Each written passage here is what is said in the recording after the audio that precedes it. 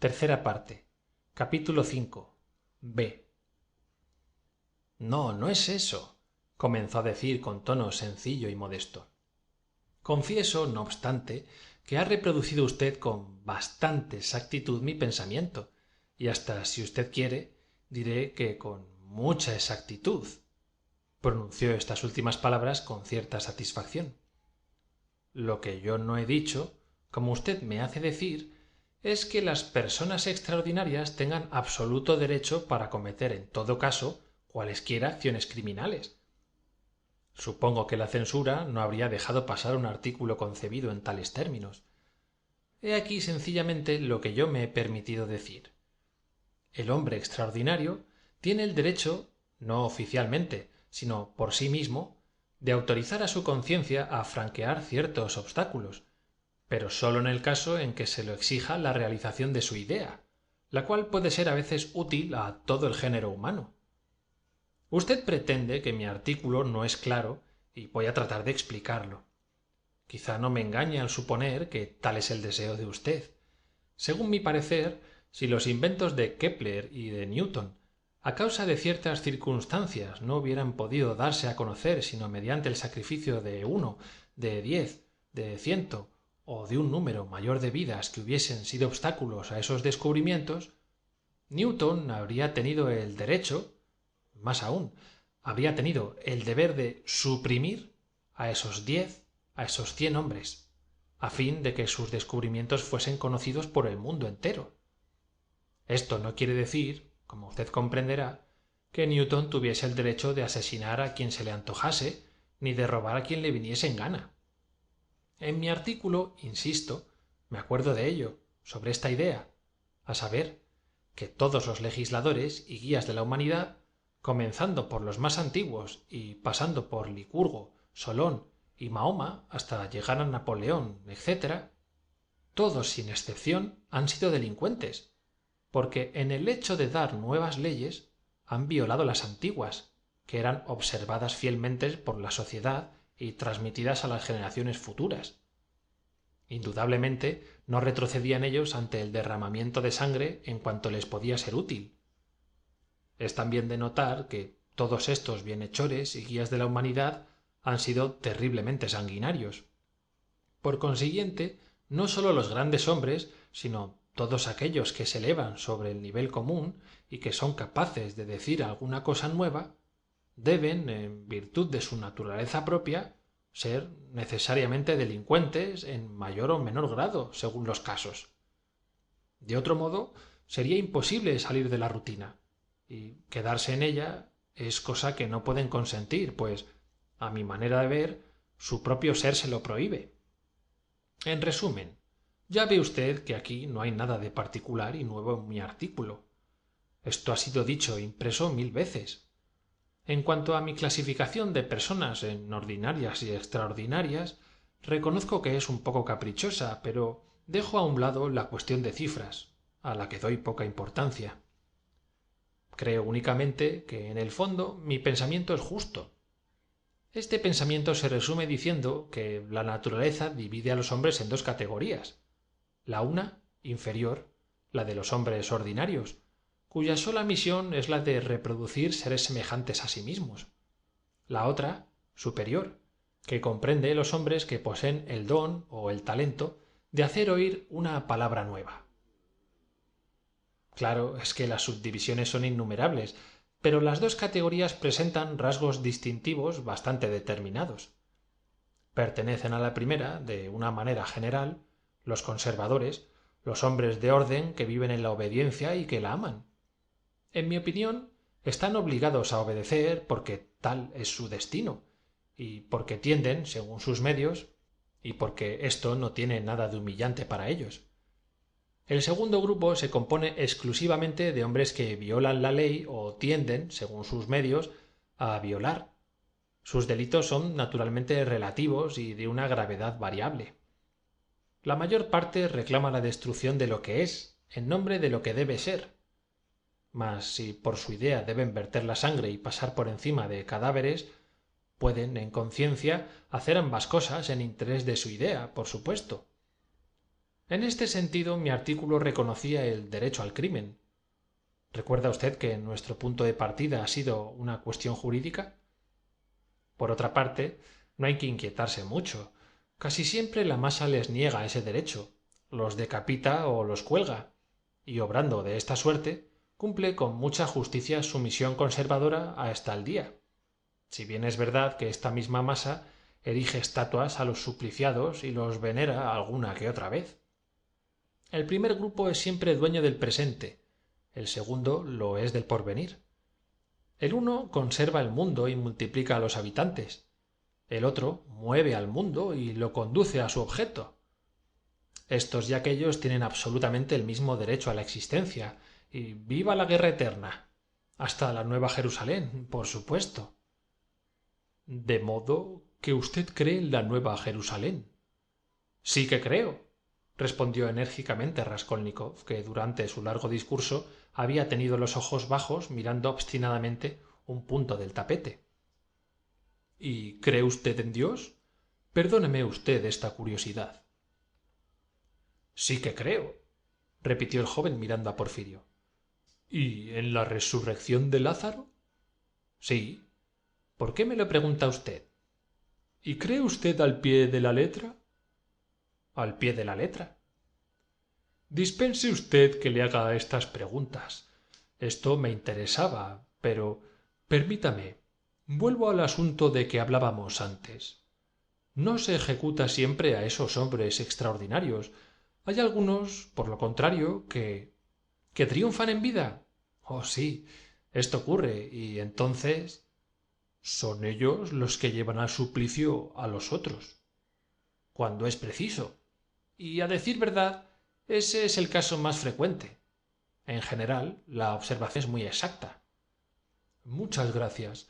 Pero dígame usted, ¿cómo pueden distinguirse los hombres extraordinarios de los ordinarios? ¿Traen al nacer alguna señal?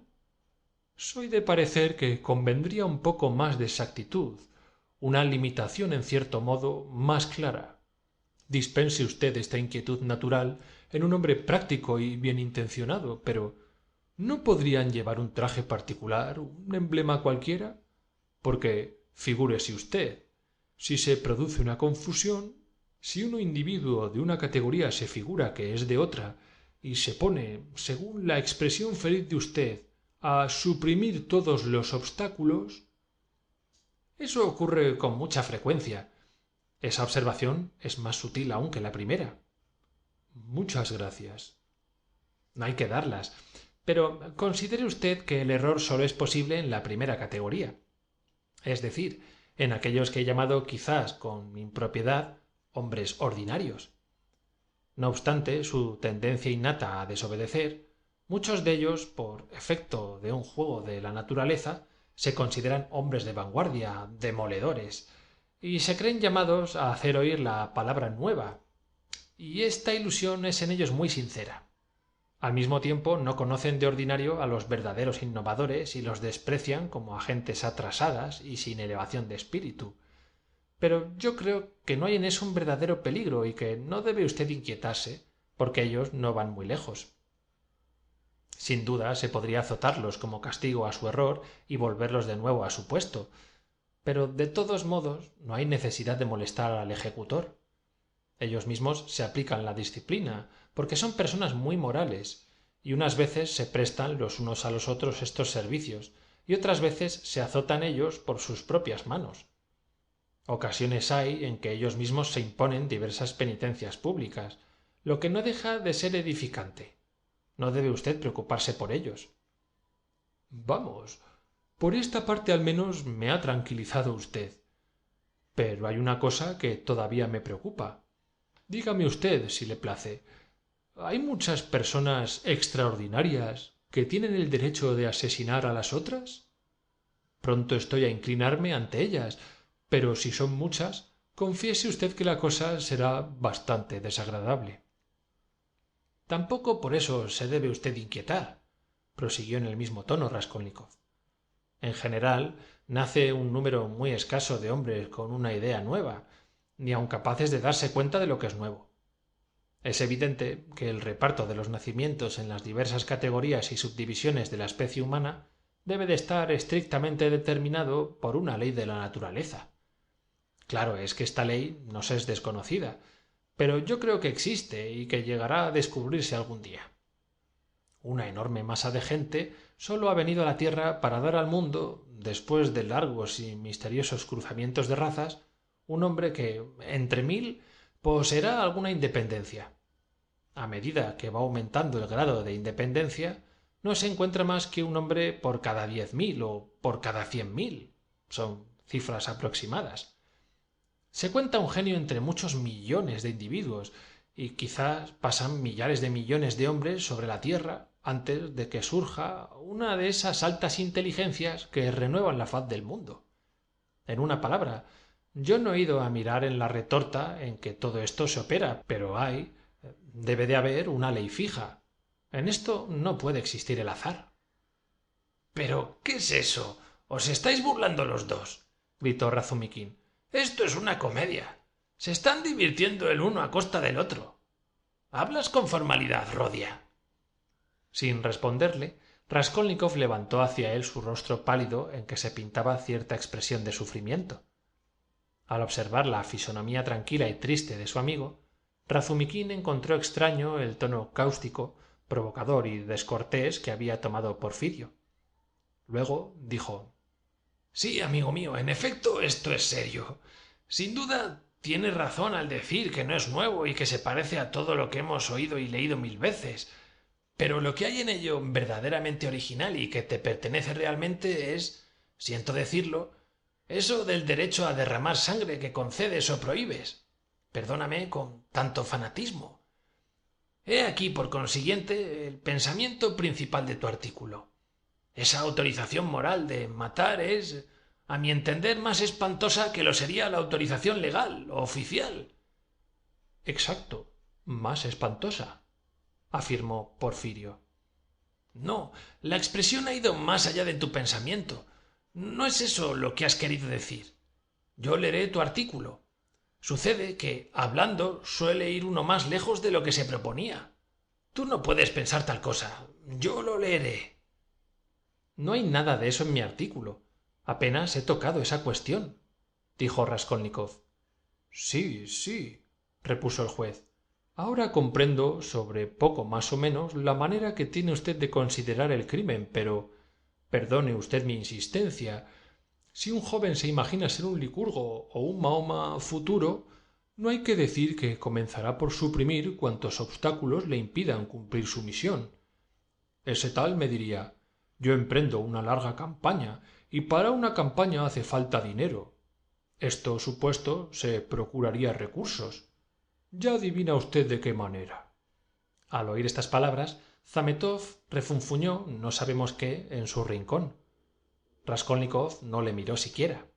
Obligado estoy a reconocer, respondió éste con calma, que, en efecto, existirán algunos de estos casos. Eso es un lazo que el amor propio tiende a los vanidosos y a los tontos.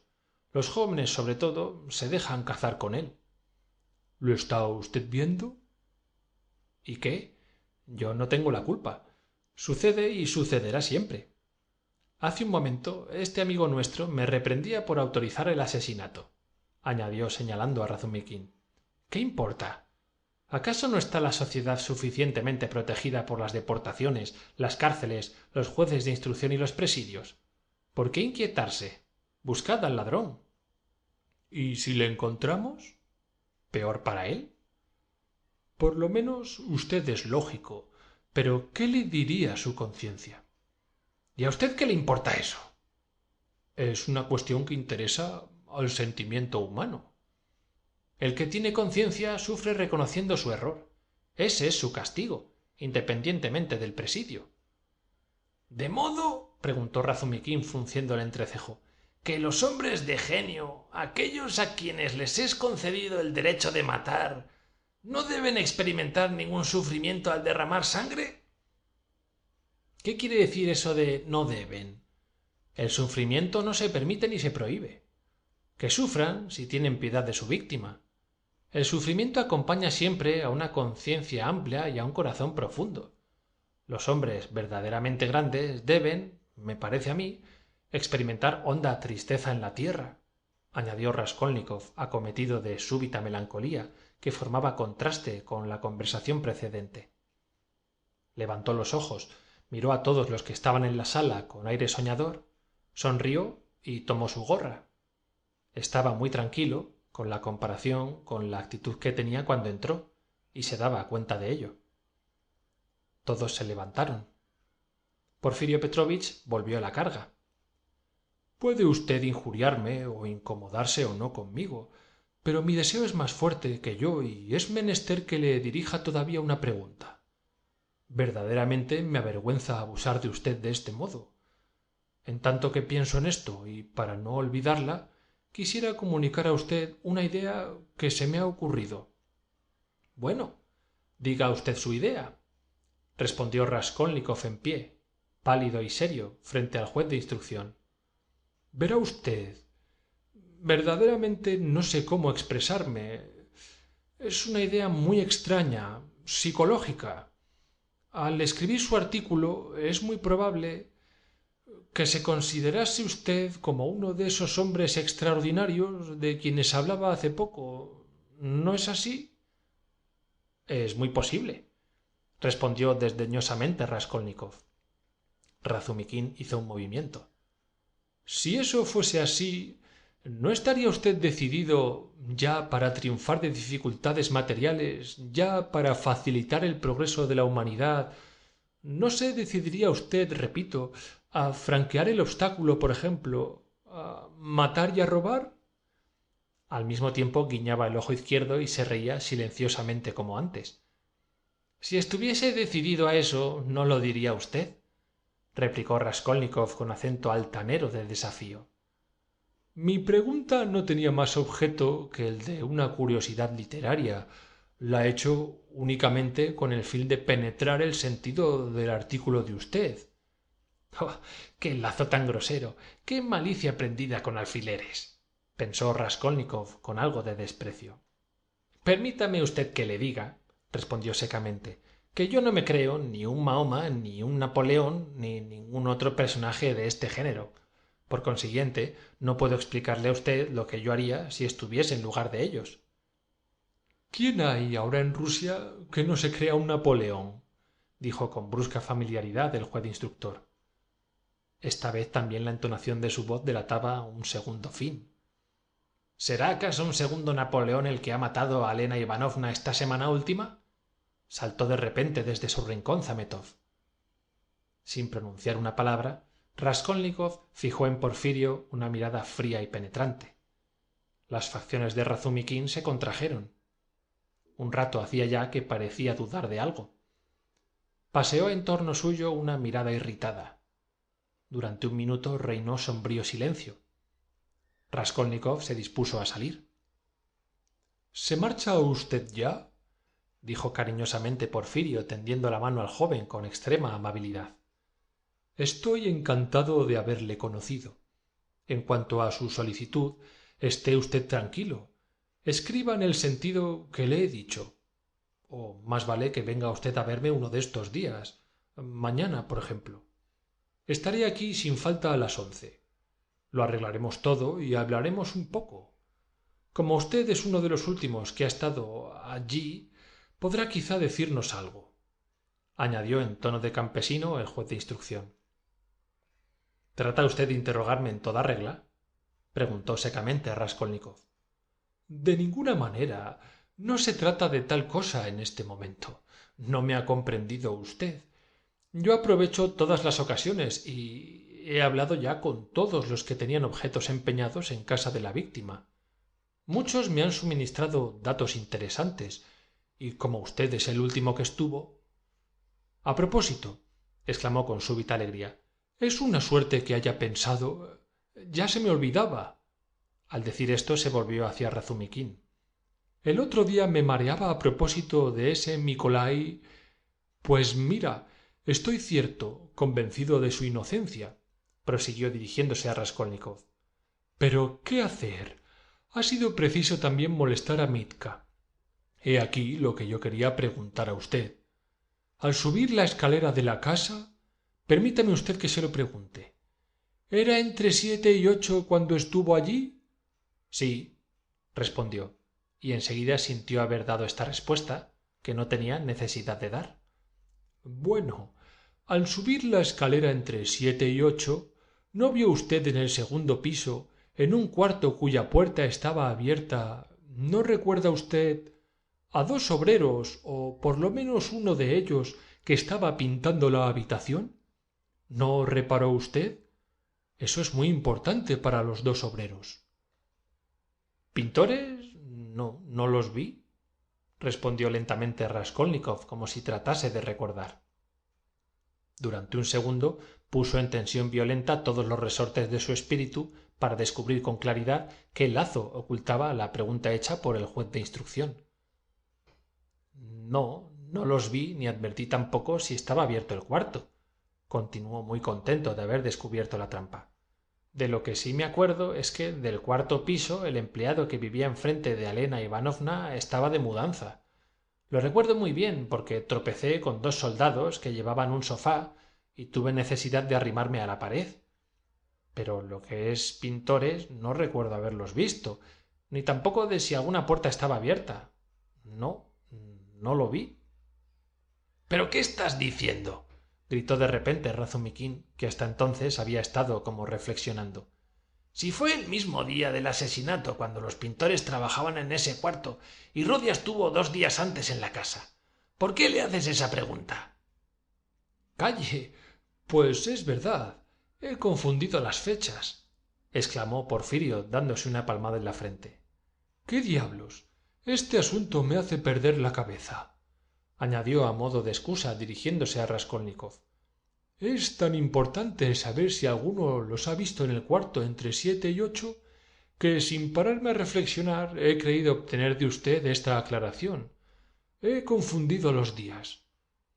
Pues convendría fijarse más, gruñó Razumiquín. Estas últimas palabras fueron dichas en la antesala. Porfirio acompañó amablemente a sus visitantes hasta la puerta. Estos estaban tristes y sombríos cuando salieron de la casa y anduvieron muchos pasos sin cambiar una palabra. Raskolnikov respiraba como hombre que acababa de atravesar por una prueba penosa. Fin de la sección 24.